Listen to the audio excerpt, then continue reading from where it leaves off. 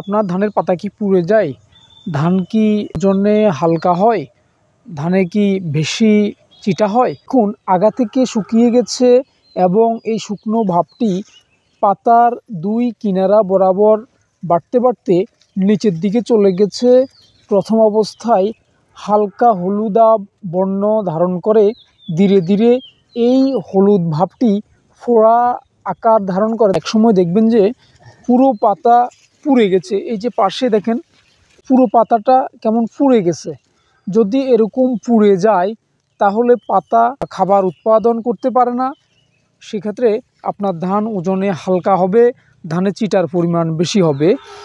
তো এই সমস্যা যদি হয় তাহলে পাতার অগ্রভাগ কিনারা হলুদাভ রং ধারণ করে। ধীরে ধীরে এই হলুদ বর্ণ বাড়তে থাকে।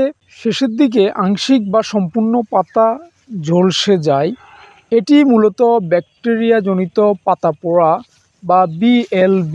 এছাড়া ব্যাকটেরিয়াজনিত লালচে রেখাও অনেকটা একই রকম।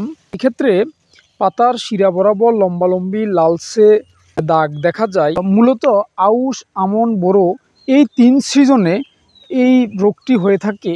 এই রোগটি যদি হয় তাহলে আপনার ধানের ফলন কমে যাবে, ওজনে হালকা হয়ে যাবে, ধানের চিটা বেশি হবে, ধানের পাতা খাবার উৎপাদন করতে পারবে না, দানা অপুষ্ট হয়ে যাবে। অতিবৃষ্টি, উচ্চ তাপমাত্রা এবং প্রবল বেগে যখন বাতাস প্রবাহিত হয় তখন ধানের আগা ফেটে যায়। ফেটে গিয়ে সেই স্থানে ক্ষত সৃষ্টি হয় এবং এই ক্ষত ধীরে ধীরে বাড়তে থাকে। যেখানে প্রচুর পরিমাণ ইউরিয়া সার ব্যবহার করা হবে, জলাবদ্ধ জায়গা, ছায়াযুক্ত জমিতে এই রোগটির প্রাদুর্ভাব বেশি। এই রোগ দুটির চিকিৎসার ক্ষেত্রে অবশ্যই রোগটি দেখা দেওয়ার সাথে সাথে ইউরিয়া সারের উপরিপ্রয়োগ বন্ধ রাখতে হবে।